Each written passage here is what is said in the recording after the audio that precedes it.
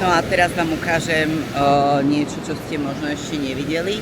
To dni sú aj flow season na kávu a to vás podrží vám tu ten apetít. To je môj výhľad. Vždycky takto vydlabem. Radšej boli na Naihan Beach. Ahojte, dnes vás opäť zoberiem so sebou. Chystám sa najprv si spraviť kroky na mojej obľúbenej Naihan Beach, potom do jedného beach clubu, ktorý je veľmi taký kľudný a viem tam pracovať, takže aj tam vás zoberiem. Takúto našu, čo tu máme takú komunitu, tu je jeden coffee shop, tu je druhý coffee shop, táto káva je lepšia, to je ručne robená káva, prosím pekne, ručne presovaná. Vidíte, že ten chlapec to zrovna robí, že to presuje ručne.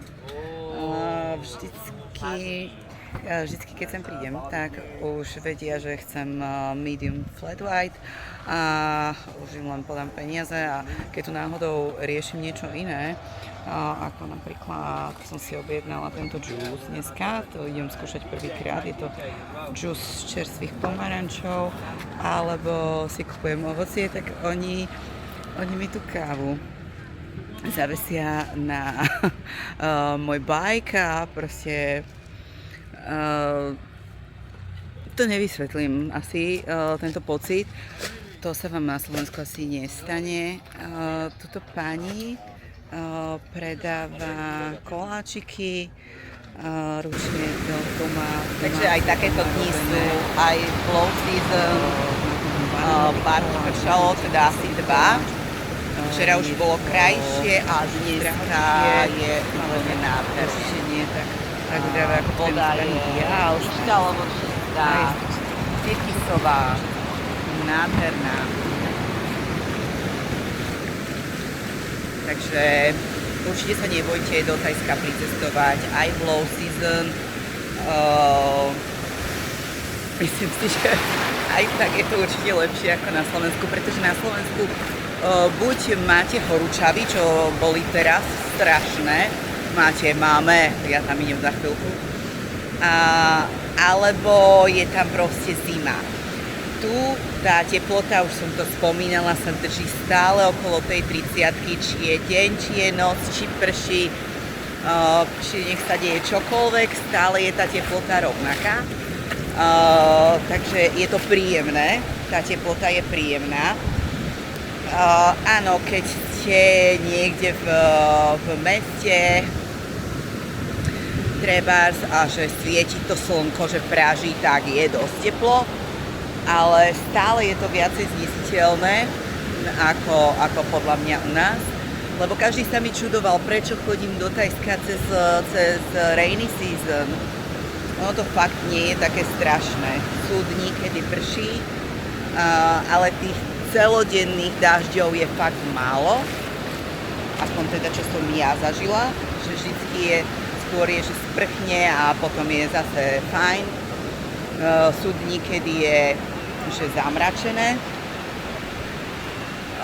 ale sú aj takéto dni úplne slnečné. Tá obloha nie je úplne jasná, ale to je práve že to dobré, lebo by ste sa tu upiekli. A ináč sme blízko pri rovníku, takže určite treba, pokiaľ nemáte prirodzene tmavý pigment ako ja, a pokiaľ nepoužívate melanotán ako ja, peptid na opálenie, tak sa treba určite chrániť viac s tým UV filterom, ako keď ste bieli, tak 50, pretože tu zhoríte. Proste to slnko je ako keby bližšie pri Zemi, nie ako keby ono je reálne bližšie pri Zemi, čiže opaluje to viac, opaluje to brutálne, opaluje to aj cez tie mraky, pokiaľ je zamračené, takže určite používajte sunscreen. No a teraz vám ukážem niečo, čo ste možno ešte nevideli. Je to tigrovaný psík, ktorý surfuje. Neviem, či sa mi ho podarí zachytiť, aj keď bude surfovať. Ale tento psík tu býva na Nightharn Beach veľmi často.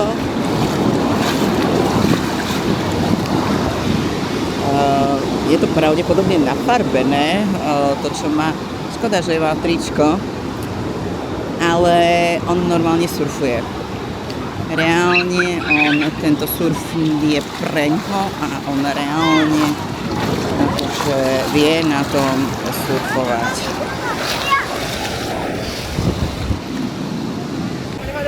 A garantujem vám, že to vie lepšie ako ja.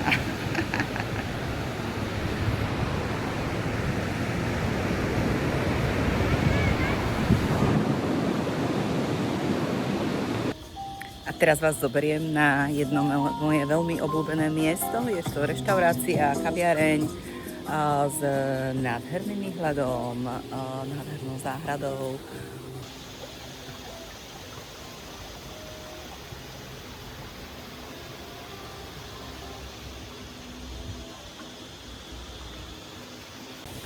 Zvyknem tu chodiť na kávu alebo na nejaké jedlo a pracovať tu, lebo je tu príjemná atmosféra, je tu kľud, takto cez deň tu skoro nikto nebýva, takže som rada, že som objavila takéto miesto.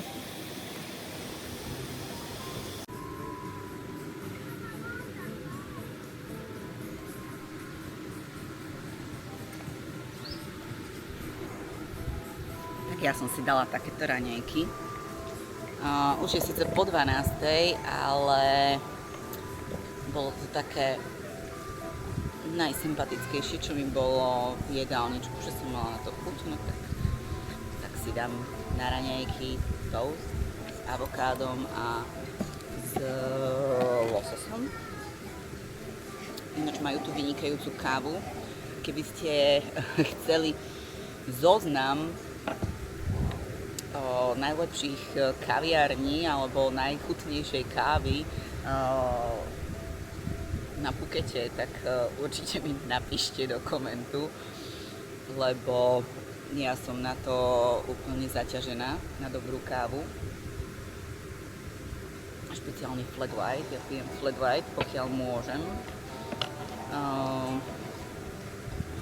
A tento toast je tiež vynikajúci. Nie som si úplne istá makrami. Určite to má veľa tukov. Ale je nedeľa. Ja sa nejako neprejedam. Ale občas si teda doprajem aj jedlo, ktoré nie je úplne čisté. Na tom nie je nič zlé. V podstate sú tam kvalitné suroviny, iba že to má trošku menší objem a vyššie makra, menej bielkovín, ale keď takto jem v reštauráciách, tak väčšinou je to len trebárs jedno jedlo za deň, že tie raňajky si dám doma trebárs, to sú ináč raňajky, ale myslela som to tak, že už som jedla doma a tam som mala vysoký obsah bielkovín a takisto keď budem večer ešte jesť doma, tak to proste dobehnem tie bielkoviny, alebo keby aj sa nedostanem domov, tak sa len zastavím 7-Eleven, kúpim si 2 kuracie prsia a proste zjem tie prsia, aby som tie bielkoviny doplnila. Je to dôležité, aj keď sa takto stravujete, že aj na dovolenke alebo tak, vždycky si strážte bielkoviny, keď aj si nebudete strážiť niečo iné, že si dáte taký voľnejší režim, tak vždy si strážte tie bielkoviny, aby ste ich mali dostatok a to vás podrží vám ten apetít, aby ste, lebo keď budete jesť iba takéto jedlá a nedaj Bože iba sladkosti, tak budete hladní stále viac a viac, pretože ten inzulín pôjde proste bomby.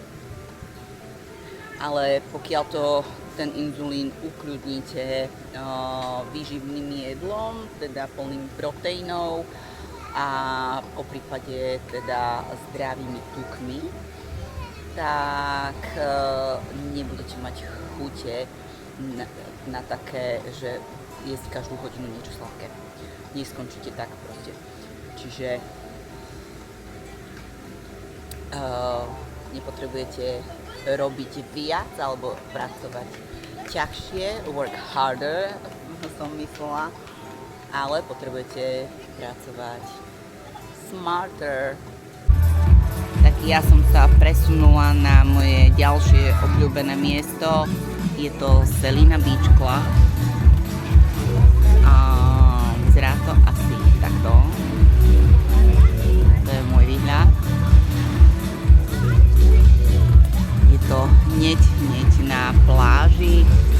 Nádherná, čistá voda dneska, úplne tyrkysová. Tak to vyzerá ten beach club. Celý čas tu hrá DJ, ale nie je to nejaké nepríjemne hlučné. Je to také úplne v pohode. Keď chcete takúto posteľ,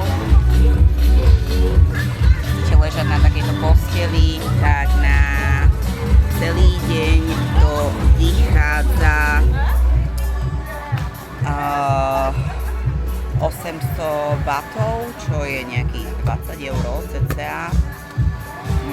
A všetko máte spend. Čiže celú tú sumu môžete minúť na jedlo a pitie.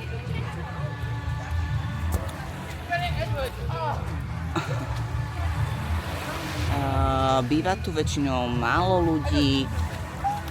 Ja som tu bola predtým, že som neležala na posteli, bola som len na kokonát. Do baru si môžete ísť sadnúť normálne aj bez toho, aby ste si zaplatili ten minimal spend. Toto platí pre tie postele. Takže veľmi dobrý vibe, je to pravaj beach cluby nie sú. Teda ich málo. Takže toto je také miesto, že sa asi oplatí navštíviť. Viem tu aj pracovať v pohodičke, ale dneska som neprišla úplne pracovať, len teda vám nahrám nejaké videjko a prišla som si ešte trošku doladiť môj tanning pred odchodom na Slovensko.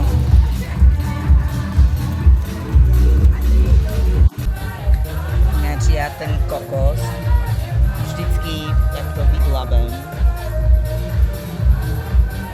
a všetku tú dužinu z toho zjem. Ja to milujem. Niekto to necháva, ale ja nenechám ani kúsoček. No a ako ináč dôvod, prečo som nebola v tej vode, je, že ona vyzerá čistá, ale v skutočnosti nie je až taká čistá. Je kalná, je tam také blato, preto sa tu nikto nekúpa. To je úplne iný level ako na tej druhej strane. Takže som si to rozmyslela. Fajnovela. Čo by som za takúto vodu dala niekde v Taliansku. No ale tuto ja do takej vody nepôjdem. Takže radšej boli na Naihan Beach.